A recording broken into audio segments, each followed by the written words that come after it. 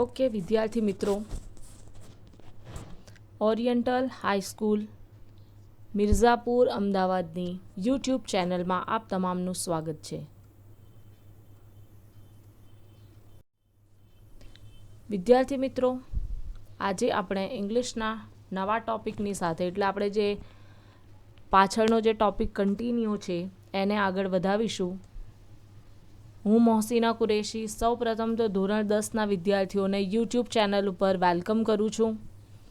મિત્રો, લાસ્ટમાં આપણે સ્ટાન્ડર્ડ 10થમાં યુનિટ નંબર 6 વિશે ડિસ્કશન કરી હતી, જેમાં આઈ લવ યુ ટીચર એ આપણો ટૉપિક છે.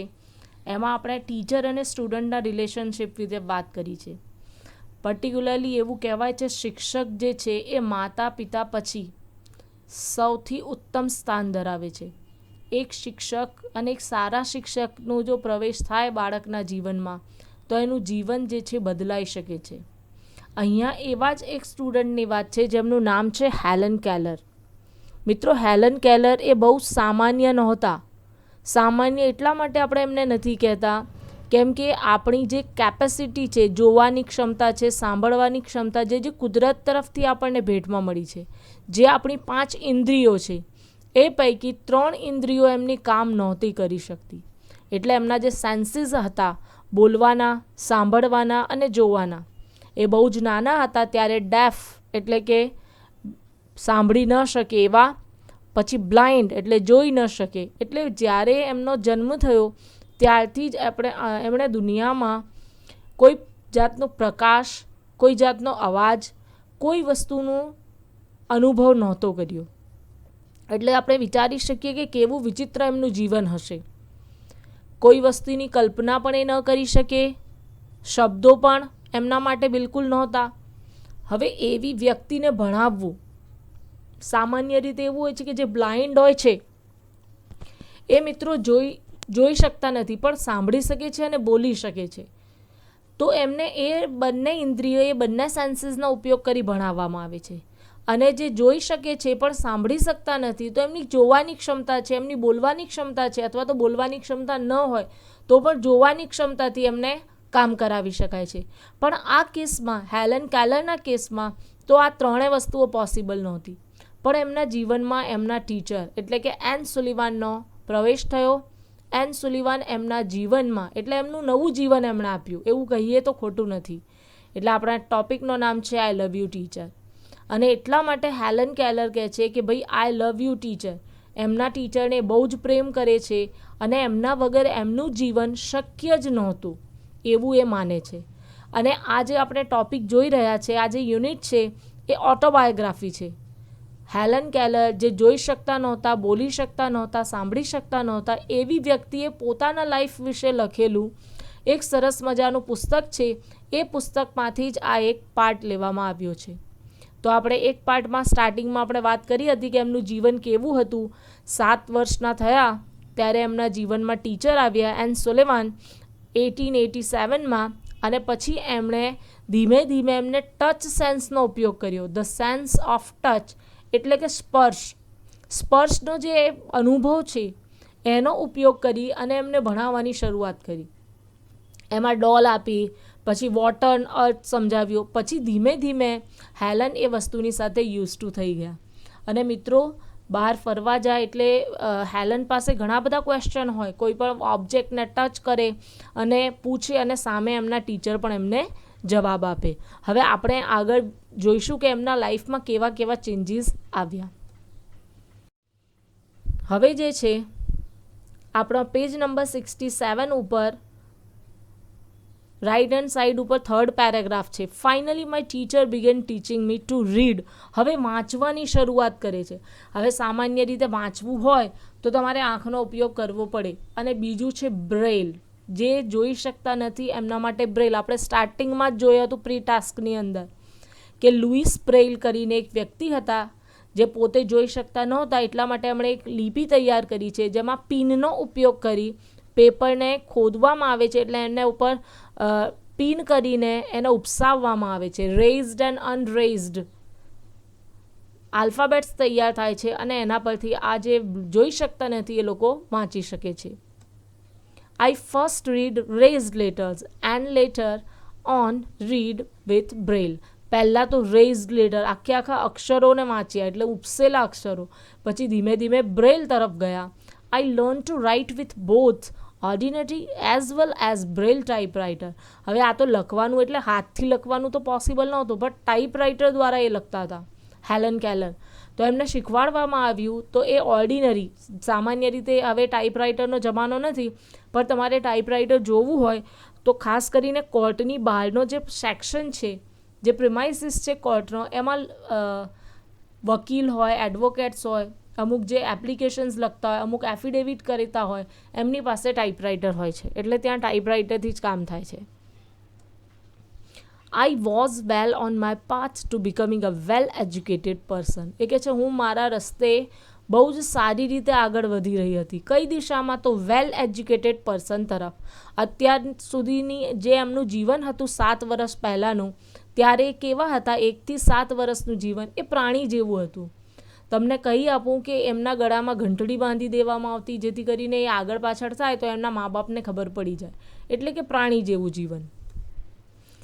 I was provided all the possible opportunities to develop my abilities and I made the maximum use of them. હવે શું કહે છે કે I was provided, મને આપવામાં આવી, પૂરતા પ્રમાણમાં બધી જ તકો આપવામાં આવી, અને મેં પણ, એટલે એ કહે છે કે મારી એબિલિટી પ્રમાણે મને જે તકો મળી છે, I made the maximum use of them, અને મેં એનો મહત્તમ ઉપયોગ કર્યો છે. સામાન્ય રીતે વિદ્યાર્થીઓને એમ પૂછવામાં આવે કે બેટા તમારા માર્ક્સ કેમ ઓછા છે? તો વિદ્યાર્થીઓ કે ભાઈ પેપર ટફ હતું, ટાઈમ ઓછો પડ્યો, બેન્ચીસ સારી નહોતી, ક્લાસરૂમમાં સુપરવાઇઝર સારા નહોતા, એવા જાતના રીઝન્સ માણસના મગજમાં આવે છે, એટલે એક્સક્યુઝિસ છે. પણ અહીંયા એ કહે છે કે મને જે વસ્તુ મળી એનો મેં મેક્સિમમ યુઝ કર્યો છે. હવે અહીંયા તમે એના મિનિંગ્સ જોઈ શકો છો. બોથ એટલે બંને. કયા બંનેની વાત કરતા હતા? ઓર્ડિનરી અને બ્રેલ.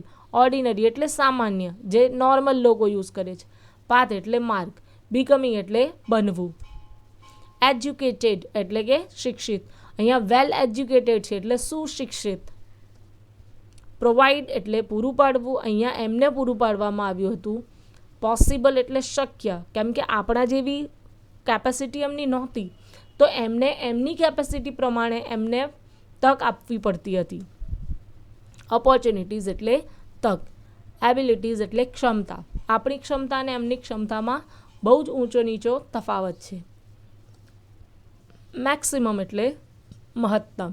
સામે પક્ષે જેટલું એમના મા બાપે, એમના ટીચર એમને પ્રોવાઈડ કર્યું, સામે પક્ષે હેલન કેલરે પણ પોતાનું એટલું મહત્તમ આપ્યું છે.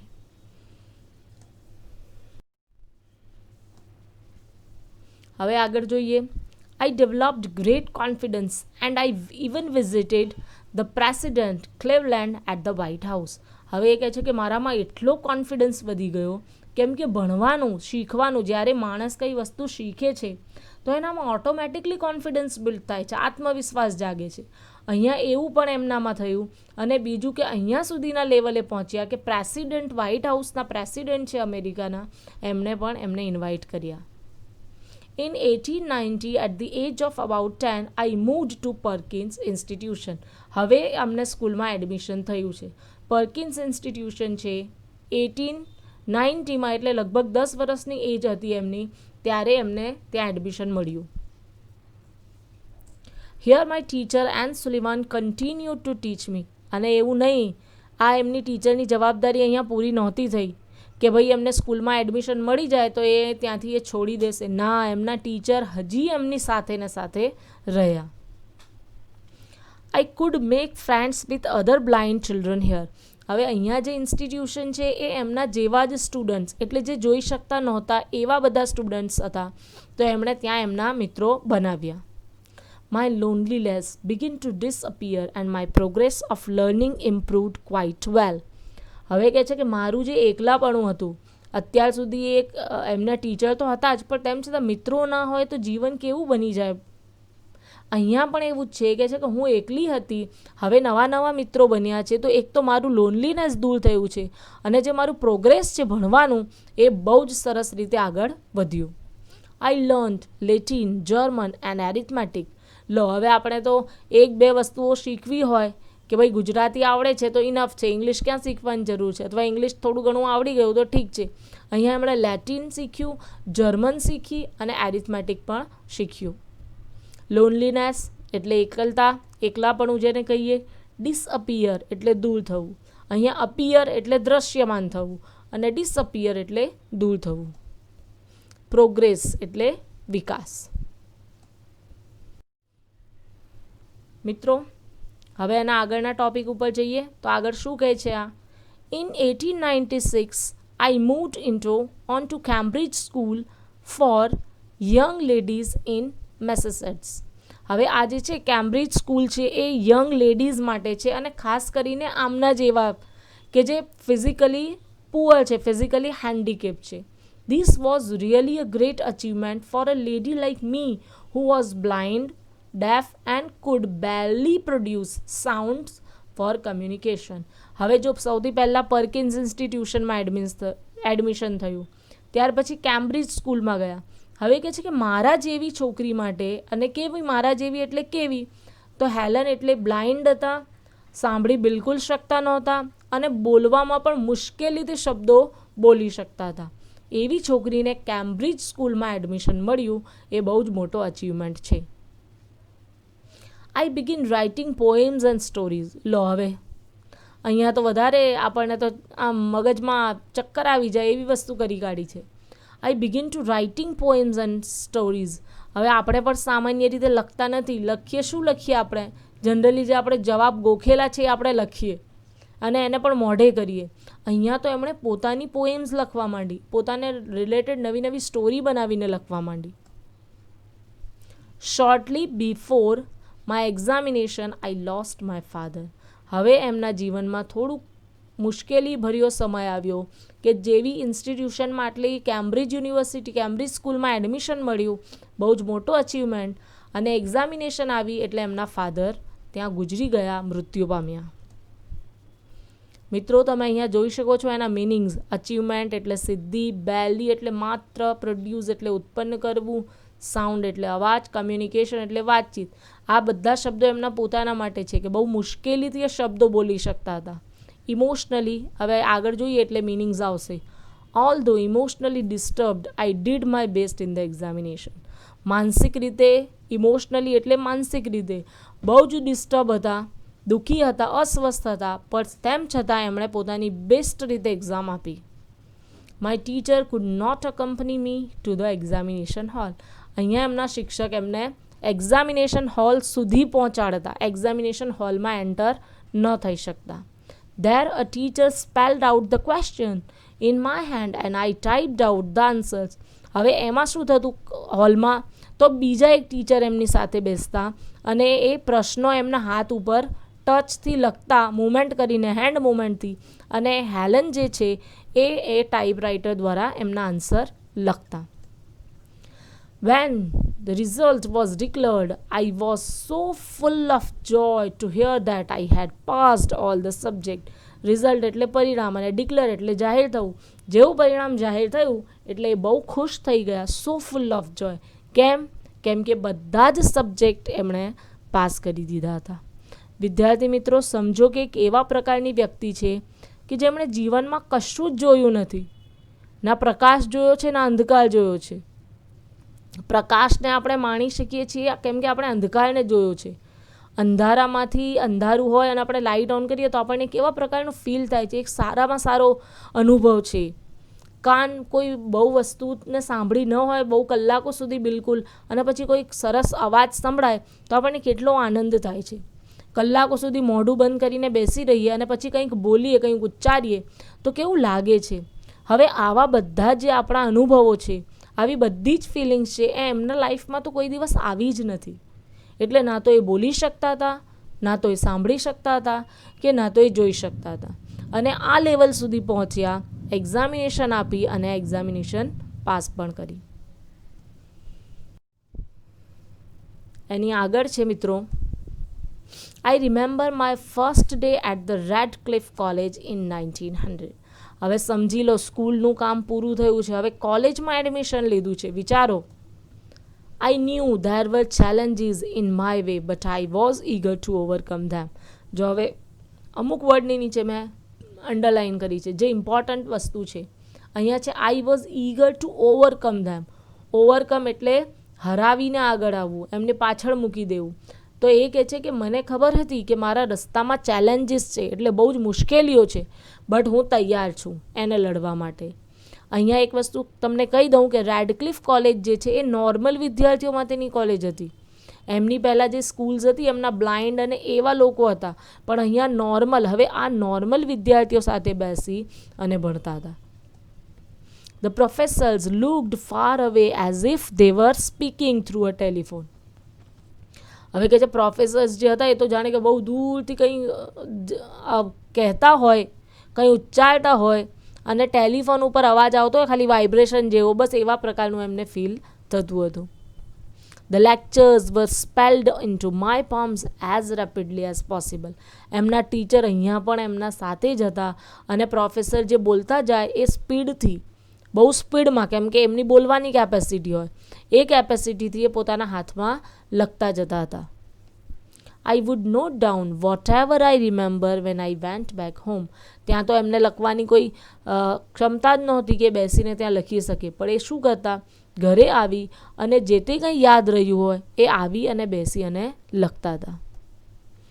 ચેલેન્જીસ એટલે મુશ્કેલીઓ, ઈગર એટલે આતુર, ઉત્સુક હતા, શું કરવા માટે, ટુ ઓવરકમ, જીત મેળવવા માટે. જે મુશ્કેલીઓ હતી એમને હરાવવા માટે આ તૈયાર હતા. રેપિડલી એટલે બહુ ઝડપથી. અહીંયા સુધી આપણે એમને સફર જોયું કે સ્કૂલ પછી એ રેડક્લિફ કોલેજમાં આવ્યા. Here I begin two write about my life. હવે ઇમ્પોર્ટન્ટ ચેપ્ટર છે, એટલે ઇમ્પોર્ટન્ટ એમનો જીવનનો એક સમયગાળો, જેને સફળ ટાઈમ કહીએ, ટેન્યોર જેને કહીએ, કે બહુ સારામાં સારો ટાઈમ એમના માટે હતો. અહીંયા એમણે એક તો કોલેજમાં એડમિશન લીધું, સાથે સાથે એમણે સ્ટોરીઝ લખી, એમણે પોએમ્સ લખી અને હવે તો એમણે શરૂઆત કરી પોતાના લાઈફ વિશે લખવાની. I wrote the story both in braille and on a normal typewriter. હવે બંનેમાં એમણે આ સ્ટોરી લખી. બ્રેલ ટાઈપરાઇટર અલગ પ્રકારનું હોય, એમાં પ્રિન્ટ નથી થતી પણ અક્ષરો ઉપસે, અને આ નોર્મલ ટાઈપરાઇટર જેમાં પ્રિન્ટ થાય છે, જે આપણે જોઈ શકીએ. The story of my life was edited by John Massey. John Massey જે છે નામના વ્યક્તિએ આખી સ્ટોરીનું એડિટિંગ કર્યું. The writing was published in a magazine in 1903 and I was paid for it. હવે એ કહે છે કે એટલું જ નહીં, આ બુક મારી પબ્લિશ થઈ મેગેઝિનમાં 1903માં અને સાથે સાથે એનું સારું એવું પેડ એટલે એનું વેતન, એમને પૈસા પણ એના મળ્યા. We the blind are as indebted to Louis Braille as mankind is the Gutenberg. હવે કહે છે કે લુઈસ બ્રેલના અમે બહુ આભારી છીએ, કેમ કે બ્લાઇન્ડ માટેની જે લિપિ છે, બ્રેલ લિપિ, એ તૈયાર કરનાર જ લુઈસ બ્રેલ છે. તો કહે છે અમે એમના બહુ જ આભારી છીએ. અહીંયા મિનિંગ્સ તમે જોઈ શકો છો, પહેલાં પણ આપણે જોઈ લીધા છે એવા જ મિનિંગ્સ છે. નોર્મલ એટલે સાધારણ, એડિટ એટલે સંપાદન કરવું. અહીંયા જ્હોન મેસી જે છે, તમે અંડરલાઇનવાળું વાક્ય જુઓ છો, એડિટેડ એટલે કે જ્હોન મેસી એડિટિંગ કર્યું છે. પબ્લિશ એટલે પ્રસિદ્ધ, મેગેઝિન એટલે સામયિક, મેનકાઇન્ડ એટલે માનવજાત, સ્નાતક એટલે હવે આવશે. On 20th June 1904 I graduated from the Radcliffe college. હવે જે આવ્યું છે એમના જીવનનો હાઈએસ્ટ પોઈન્ટ, 1904માં 28મી જૂનના દિવસે ગ્રેજ્યુએશન એટલે કે બીએની, બેચલરની ડિગ્રી જેને કહીએ, સ્નાતક ગુજરાતીમાં કહીએ, એ ડિગ્રી એમણે પ્રાપ્ત કરી રેડક્લિફ કોલેજમાંથી. I felt proud that I became the first deaf blind person to earn a Bachelor of Arts degree. અને એમને ગર્વ અનુભવ્યું, શા માટે, કે ફર્સ્ટ લેડી બન્યા. કેવા lady? Deaf and blind. Deaf એકલા બહેરા હોય અને ગ્રેજ્યુએશન કમ્પ્લીટ કર્યું હોય એવા ઘણા હતા, એકલા આંધળા હોય અને ગ્રેજ્યુએશન કમ્પ્લીટ કર્યું એવા પણ હતા, પણ આ તો ફર્સ્ટ લેડી છે, અને એ પણ લેડી છે, ફર્સ્ટ લેડી પણ નહીં, ફર્સ્ટ પર્સન, કોઈ પુરુષે પણ આવા પ્રકારની સિદ્ધિ પહેલાં પ્રાપ્ત નહોતી કરી હતી. એટલે the first deaf blind person to earn a bachelor of graduation. I begin to feel that I must educate people on way to help the blind. હવે અહીંયા સુધી એમનો સફર પૂરું નથી થયો. આપણે તો જનરલી આપણે ભણી લઈએ એટલે બહુ મોટી વસ્તુ થઈ ગઈ, પણ અહીંયા એમણે એવું ફીલ કર્યું, એવું નક્કી કર્યું કે ભાઈ મેં તો ભણી લીધું છે, હવે બીજા જે બ્લાઇન્ડ છે, જે બીજા આંધળા લોકો છે, મારે એમને ભણાવવું જોઈએ. માય પ્રાઇમ ગોલ, જો તમે મિનિંગ જોઈ શકો છો, પ્રાઇમ એટલે મુખ્ય. હવે એમની લાઈફનું મેઇન ગોલ શું હતું, ધ્યેય જેને કહીએ તો કયું ધ્યેય હતું, was to spread awareness regarding the poor neglected state of the blind. જે ખરેખર એવું બને છે કે કોઈ પરિવારમાં બ્લાઇન્ડ વ્યક્તિ હોય એની પાછળ ઘણું આપવું પડે છે, એકલો ઇન્ડિપેન્ડન્ટ નથી હોતા સામાન્ય રીતે. તો એ લોકોને શું કરવામાં આવે છે, છોડી દેવામાં આવે કે ભાઈ ચલો ઠીક છે, ખવડાવો પીવડાવો, જેટલું જીવન છે એ કાઢી નાખશે. એમની પાછળ કોઈ સ્પેશિયલ ખર્ચો કરવામાં નથી આવતો. તો એમણે એવું નક્કી કર્યું કે આવા જે લોકો છે, જેમણે સમાજ તરફથી, પરિવાર તરફથી તરછોડી દીધા છે, એવા લોકોને ભણાવી અને એમને પ્રોત્સાહન આપી એમને આગળ લાવવાનું કામ કરીશ. હવે પોતે એક સમય એવો હતો કે બીજા ઉપર આધારિત હતા, પોતે કોઈના વગર કામ કરી શકતા નહોતા. અને આજે તમે એમની કેપેસિટી જુઓ, 1904માં ગ્રેજ્યુએશન કમ્પ્લીટ કર્યું અને ભણ્યા ગણ્યા તો તેમને રિયલાઇઝ થયું અને બીજાની મદદ કરવા માટે નીકળી પડ્યા. તમે અહીંયા જોઈ શકો છો, આ એક ફોટોકોપી છે ન્યૂઝપેપરની the story of my life by Helen Keller. આ એમની બુકનું નામ છે Helen Keller the story of my life, out of the truly great autobiography of the time, with a special foreword by Eleanor Roosevelt. એ સમયની સારામાં સારી જે ઓટોબાયોગ્રાફીઝ હતી એમાંની એક ગણાય છે the story of my life. એનું નામ છે, એમની બુકનું નામ હેલન કેલરે પોતે જ લખેલી છે, ઓટોબાયોગ્રાફી છે. હવે એના પછીનો પેરેગ્રાફ જોઈએ. Their inner abilities and their inspirations, I had to raise funds not only to sustain a living for myself but also to start projects to remove darkness and miseries from the lives of the other blind people. આપણે એને સમજીએ પછી. I strongly felt that I must give the others what I had gained from my teacher and અહીંયા meanings જોઈ શકો છો તમે. જો હવે શું કહેવા માંગે છે ઉપરના સેન્ટેન્સમાં, ઇનેટ એબિલિટીઝ, એમની અંદરની જે એબિલિટીઝ હતી એની મદદથી એમને ઇન્સ્પિરેશન મળ્યું, એક પ્રોત્સાહન મળ્યું અને એમણે રેઇઝડ ફંડ એટલે કે ફાળો એકઠો કર્યો. શા માટે? ટકાવી રાખવા માટે, પોતાનું જીવન ટકાવી રાખવા માટે. બસ એટલું જ નહીં, પણ સાથે સાથે એમણે એવા પણ કામ કર્યા કે જેથી મદદથી જે બ્લાઇન્ડ, આપણે વાત કરી કે બ્લાઇન્ડને મદદ કરવાની, તો એમના જીવનમાંથી અંધકાર દૂર થાય, દુઃખ દૂર થાય અને એ લોકો કંઈક એજ્યુકેશન પ્રાપ્ત કરે, એના માટે એમણે પૈસો ભેગો કરવા માંડ્યો. અને સ્ટ્રોંગલી આ એવું માનતા હતા કે એજ્યુકેશન જે છે, જે એમના ટીચરે એમને આપ્યું છે, એ એમને આપી શકે. ગોલ, એમનું જીવનનો ધ્યેય જે હતું, સ્પ્રેડ એટલે ફેલાવવું, અવેરનેસ એટલે જાગૃતતા, રિગાર્ડિંગ ને વિશે, અને નિગ્લેક્ટેડ એટલે ઉપેક્ષિત જે લોકો હતા, બ્લાઇન્ડ લોકોની વાત કરીએ છીએ, એમના જીવનમાંથી એમને જીવનમાં પ્રેરણા આપવી, એમને ભણાવવું અને એમને આગળ લાવવા. સ્ટેટ એટલે સ્થિતિ, ઇન્નેટ એટલે જન્મજાત. જનરલી એવું બને છે કે એક સેન્સીસ ના હોય તો બીજી સેન્સીસ જે છે વધારે પાવરફુલ હોય છે. ખાસ કરીને એવું જોવા મળે છે કે જે લોકો જોઈ શકતા નથી, આંખની એમની ક્ષમતા નથી જોવાની, તો એમનો અવાજ બહુ સારો હોય છે, એ બહુ સારું રીતે ગાઈ શકે છે, એમની યાદ શક્તિ બહુ સારી હોય છે, એમના ટચનો જે સેન્સ છે એ પણ બહુ સારો હોય છે. એટલે એ કહે છે કે જે એમની બીજી જે ક્ષમતા છે એને બહાર લાવીએ અને એમને શીખવાડીએ. ઇન્સ્પિરેશન એટલે પ્રેરણા મળી એમને. હવે મિત્રો, આ યુનિટના આ જે વિડીયો છે એને આપણે અહીંયા સુધી રાખીએ. આ તમે જોઈ શકો છો અત્યારે આપણે એમના લાઈફમાં કઈ કઈ ઇન્સ્ટિટ્યુશનમાં એમણે એડમિશન લીધું. પર્કિન્સથી શરૂઆત કરી, રેડક્લિફ કોલેજ, કેમ્બ્રિજ સ્કૂલ જે છે ત્યાં, અને બધી જગ્યાએ એમણે અલગ અલગ અનુભવ કર્યા, અલગ અલગ લોકો સાથે મળ્યા. પછી 1903માં એમની બુક પબ્લિશ થઈ, 1904માં ગ્રેજ્યુએશન કમ્પ્લીટ કર્યું, પણ હજી યુનિટ બાકી છે. હજી એમના જીવનમાં કેવી ઘટના ઘટે છે એ પણ જોવાનું આપણે બાકી છે. અહીંયા એમનો જ સરસ મજાનો કોટેશન છે. જો તમે જોઈ શકો છો ગ્રેજ્યુએશન કેપ અને કોટની સાથે હેલન કેલર તમે જોઈ શકો છો.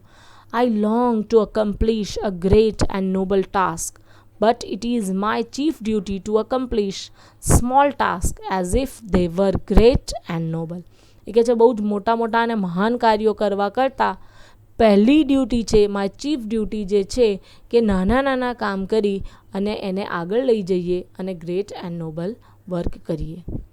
Okay, so stay safe, stay healthy and keep learning always. આગળનો યુનિટ વાંચી લેજો, એનું આપણે નેક્સ્ટ વિડીયોમાં ડિસ્કશન કરીશું.